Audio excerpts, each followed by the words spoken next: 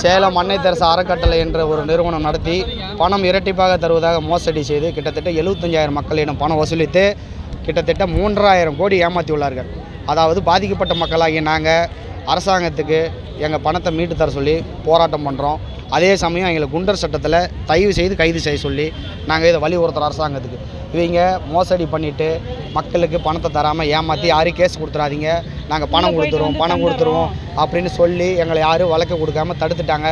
நாங்கள் வழக்கு கொடுக்க போனால் எங்கள் பேரில் வழக்கு எடுக்க மாட்டாங்க.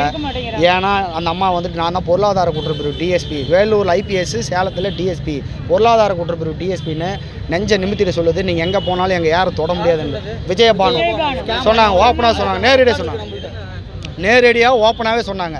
நீங்கள் எங்கே வேணாலும் போங்க, நீங்கள் யாரை வேணாலும் பாருங்கள், சிஎம்ஐ பாருங்கள், கலெக்டரை பாருங்கள், யாரை வேணாலும் பாருங்கள். கலெக்டர் அம்மாவை இது வரைக்கும் பார்த்தா அவங்க சொன்னதான் நடக்குது.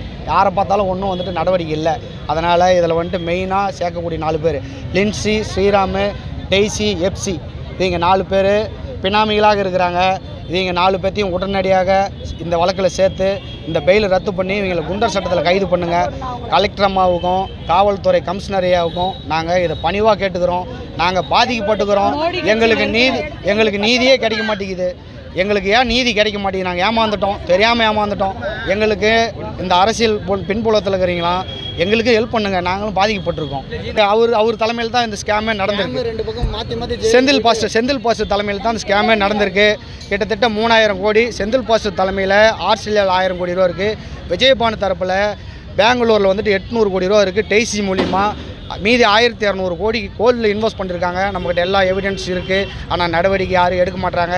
கேஸு வந்துட்டு 75,000 பேர்த்தில் நாங்கள் வெறும் 100-150 பேர் தான் குடிக்கிறோம். இன்னும் தந்துரும்னு விஜயபான் தரப்பில் சொல்கிறாங்க. அது நம்பிக்கிட்டு இருக்காங்க. அது போலி. காவல்துறை பேர்லேயும் அலிகேஷன் சொல்கிறாங்க. என்னன்னு நாங்கள் பணம் தர தயாராக இருக்கிறோம். காவல்துறை தான் எங்களுக்கு இடையூறுதலாக இருக்குதுன்னு. காவல்துறை எங்களுக்கு இடையூறுதலாக இல்லைன்னு காவல்துறையெல்லாம் சொல்கிறாங்க. காவல்துறை பொதுமக்களுக்கு பணம் கொடுக்க தான் சொல்கிறாங்க. ஆனால் இந்த அம்மா போலீஸை வந்துட்டு ஏமாற்றி நல்லா மக்களை முட்டாளாக்கிட்டு இருக்காங்க.